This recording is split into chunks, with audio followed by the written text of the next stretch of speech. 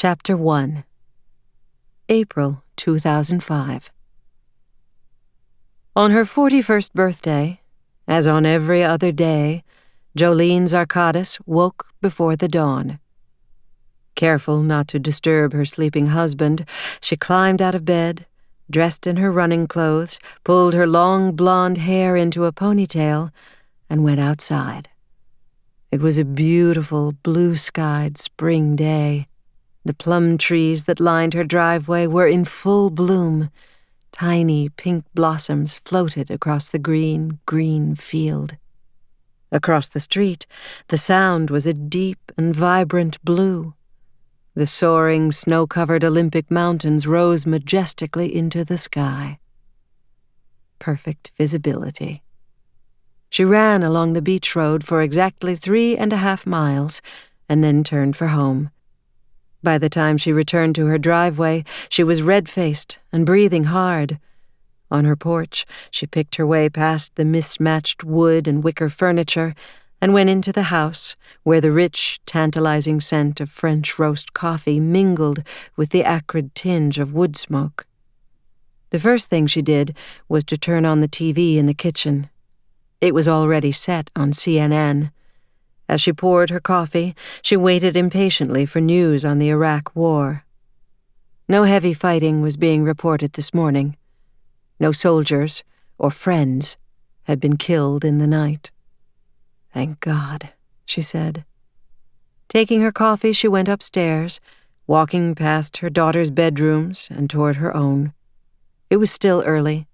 Maybe she would wake Michael with a long, slow kiss. An invitation. How long had it been since they made love in the morning? How long since they'd made love at all? She couldn't remember. Her birthday seemed a perfect day to change all that. She opened the door. Michael. Their king-size bed was empty. Unmade. Michael's black t-shirt, the one he slept in, lay in a rumpled heap on the floor.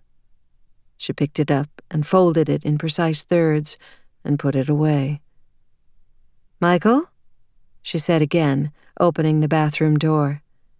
Steam billowed out, clouded her view. Everything was white. Tile, toilet, countertops. The glass shower door was open, revealing the empty tile interior. A damp towel had been thrown carelessly across the tub to dry. Moisture beaded the mirror above the sink. He must be downstairs already, probably in his office. Or maybe he was planning a little birthday surprise. That was the kind of thing he used to do. After a quick shower, she brushed out her long, wet hair, then twisted it into a knot at the base of her neck as she stared into the mirror. Her face, like everything about her, was strong and angular. She had high cheekbones and heavy brown brows that accentuated wide-set green eyes, and a mouth that was just the slightest bit too big. Most women her age wore makeup and colored their hair, but Jolene didn't have time for any of that. She was fine with the ash-gold blonde hair that darkened a shade or two every year, and the small collection of lines that had begun to pleat the corners of her eyes. She put on her flight suit and went to wake up the girls, but their rooms were empty too. They were already in the kitchen. Her 12-year-old daughter, Betsy, was helping her 4-year-old sister, Lulu, up to the table. Jolene kissed Lulu's plump pink cheek. "Happy birthday, Mom," they said together. Jolene felt a sudden burning love for these girls and her life. She knew how rare such moments were. How could she not, raised the way she'd been? She turned to her daughters, smiling, beaming, really. "Thanks, girls. It's a beautiful day to turn 41. "That's so old," Lulu said. "Are you sure you're that old?" Laughing, Jolene opened the fridge. "Where's your dad?" "He left already," Betsy said. Jolene turned. "Really?" "Really," Betsy said, watching her closely. Jolene forced a smile. "He's Probably planning a surprise for me after work. Well, I say we have a party after school. Just the three of us. With cake. What do you say? With cake! Lulu yelled, clapping her plump hands together. Jolene could let herself be upset about Michael's forgetfulness. But what would be the point? Happiness was a choice she knew how to make. She chose not to think about the things that bothered her. That way they disappeared. Besides, Michael's dedication to work was one of the things she admired most about him. "Mommy, Mommy, play patty cake!" Lulu cried, bouncing in her seat. Jolene looked down at her youngest. Someone loves the word cake. Lulu raised her hand. "I do! Me!" Jolene sat down next to Lulu and held out her hands. Her daughter immediately smacked her palms against Jolene's. Patty cake, baker's man, make me a... Jolene paused, watching Lulu's face light up with expectation. "Pool," Lulu said. "Make me a pool as fast as you can. Dig it and scrape it and fill it with blue, and I'll go swimming with my Lulu." Jolene gave her daughter one last pat of the hands and then got up to make breakfast. "Go get dressed, Betsy. We leave in 30 minutes. Precisely on time, Jolene ushered the girls into the car. She drove Lulu to preschool, dropped her off with a fierce kiss, and then drove to the middle school, which sat on the knoll of a huge, grassy hillside. Pulling into the carpool lane, she slowed and came to a stop. "Do not get out of the car," Betsy said sharply from the shadows of the back seat. "You're wearing your uniform." "I guess I don't get a pass on my birthday." Jolene glanced at her daughter in the rearview mirror. In the past few months, her lovable, sweet-tempered tomboy had morphed into this hormonal preteen for whom everything was a potential embarrassment, especially a mom who was not sufficiently like the other moms. "Wednesday is career day," she reminded her. Betsy groaned. "Do you have to come?" "Your teacher invited me. I promise not to drool or spit." "That is so not funny. No one cool has a mom in the military. You won't wear your flight suit, will you?" "It's what I do, Betsy. I think you'd—" "Whatever." Betsy grabbed up her heavy backpack, not the right one, apparently. Yesterday she'd demanded a new one, and climbed out of the car and rushed headlong toward the two girls standing beneath the flagpole. They were what mattered to Betsy these days, those girls, Sierra and Zoe. Betsy cared desperately about fitting in with them. Apparently, a mother who flew helicopters for the Army National Guard was très embarrassing. As Betsy approached her old friends, they pointedly ignored her, turning their backs on her in unison, like a school of fish darting away from danger. Jolene tightened her grip on the steering wheel, cursing under her breath. Betsy looked crestfallen, embarrassed. Her shoulders fell, her chin dropped. She backed away quickly as if to pretend she'd never really run up to her once best friends in the first place. Alone, she walked into the school building. Jolene sat there so long someone honked at her. She felt her daughter's pain keenly. If there was one thing Jolene understood, it was rejection. Hadn't she waited forever for her own parents to love her? She had to teach Betsy to be strong, to choose happiness. No one could hurt you if you didn't let them. A good offense was the best defense. Finally, she drove away. Bypassing the town's morning traffic, she took the back roads down to Liberty Bay. At the driveway next to her own, she turned in, drove up to the neighboring house, a small, white manufactured home tucked next to a car repair shop, and honked the horn.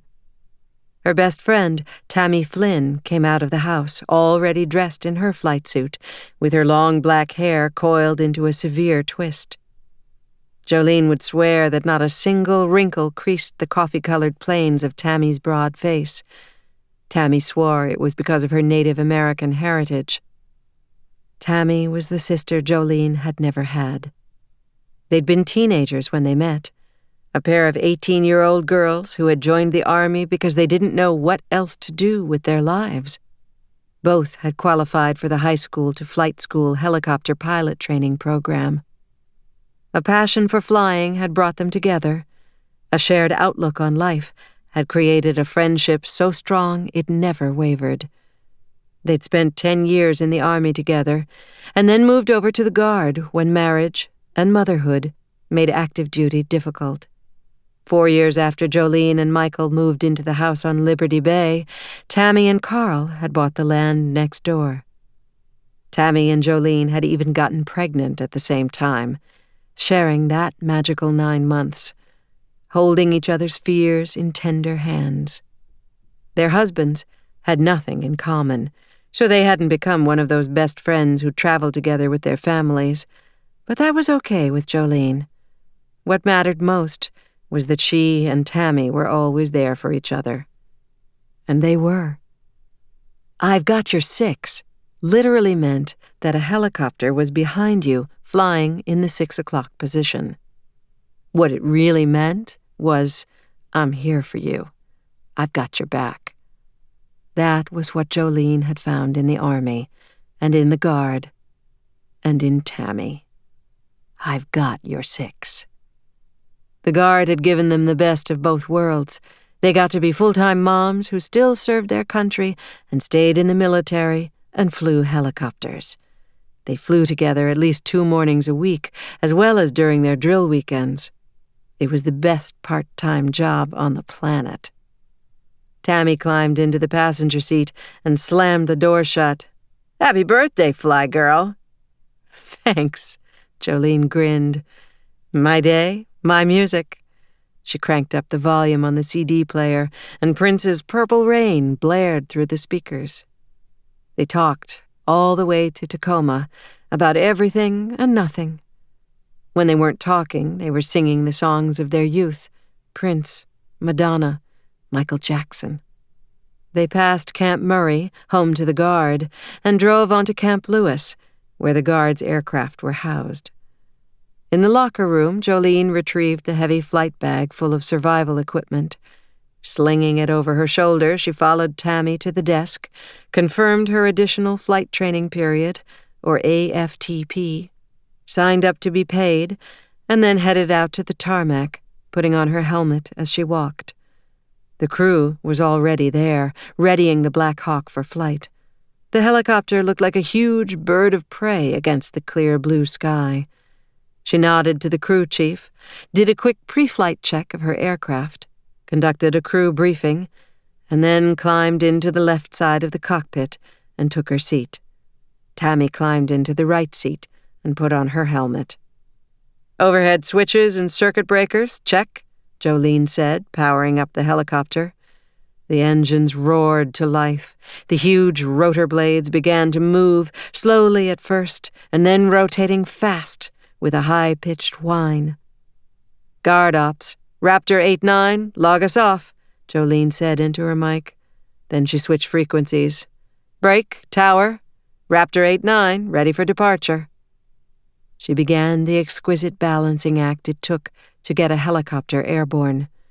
The aircraft climbed slowly into the air. She worked the controls expertly, her hands and feet in constant motion. They rose into the blue and cloudless sky, where heaven was all around her. Far below, the flowering trees were a spectacular palette of color. A rush of pure adrenaline coursed through her. God, she loved it up here.